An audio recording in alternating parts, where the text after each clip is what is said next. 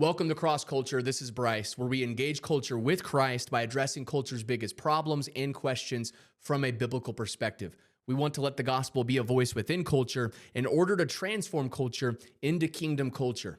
Today, I'm just sharing why our content has been quiet lately. The reason is because recently I broke my leg. And although it's extremely frustrating, it's a change of pace in this season for me, there's a lot that God is actually teaching me and revealing to me that I think is worth sharing with you today. And so the reality is, it's been a frustrating season of my life. I'm someone who's constantly on the go. I'm someone who's constantly trying to create or see other people or be with other people. I'm constantly going.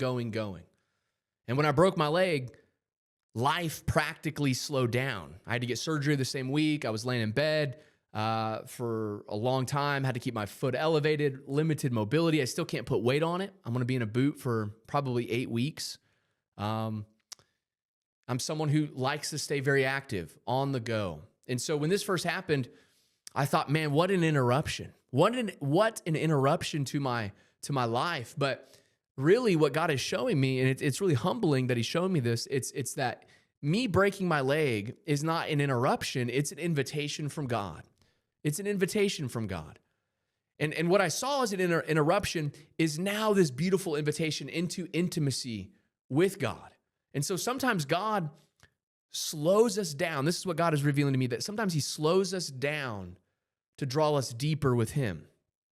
Sometimes I'm so busy, or we're so busy doing life, doing things for God, that we forget how to simply be with God. Sometimes I get so busy in my life, I'm doing so many things for God that I forget the joy of being just present with God. I live a lot of my life on the go, always moving, pushing, producing, thinking of the next thing. But then suddenly, with the broken leg, I couldn't. And in that stillness, that is where God started revealing things to me, himself to me, in a way that I wouldn't have been able to see him if I didn't break my leg. Things that I might have missed if I'm constantly moving or constantly going. And so I think of the Psalm 46, verse 10, where the psalmist says, "Be still and know that I am God." And my whole life, it's always sounded beautiful until I'm actually forced to be in a position to sit still. Then it's not as beautiful to me anymore. I started realizing how hard stillness is. Stillness confronts our need for control. Stillness exposes how much of our identity is tied to productivity. Stillness reveals whether we trust God when we cannot perform. And so what God is revealing to me this season, even though it's a much slower season, the pace has changed. He's teaching me that my value is not found in how much I produce. It's not in how many videos we post. It's not in how much ministry gets done. It's not in how much I can accomplish. My worth is found in Jesus Christ. I think of Luke chapter 10, 38 through 42, when Jesus is with Mary and Martha. And Mary is at the feet of Jesus, and she refuses to leave. She refuses to budge. But Martha is preparing, and she's constantly doing, and she's trying to make everything perfect, and she's performing, and she's upset that Mary isn't helping her. And she confronts Jesus, and she's like, "Why isn't my sister helping me?" And Jesus tells her that Mary chose the better portion, that Martha, you worry about much. And so the reality is, culture constantly says, be more like Martha. Culture constantly says, grind and hustle and perform and produce. But kingdom, Jesus says, abide, be still, know me, draw closer to me. And so we often think of progress. I've often thought of progress as happening when we're moving, but sometimes God has his deepest work when we're waiting or when we're still.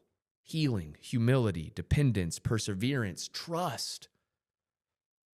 Isaiah chapter 40, verse 31 says, "Those who wait upon the Lord." A lot of people in the Bible who waited on God ended up being in really good hands. And so stillness is teaching me surrender.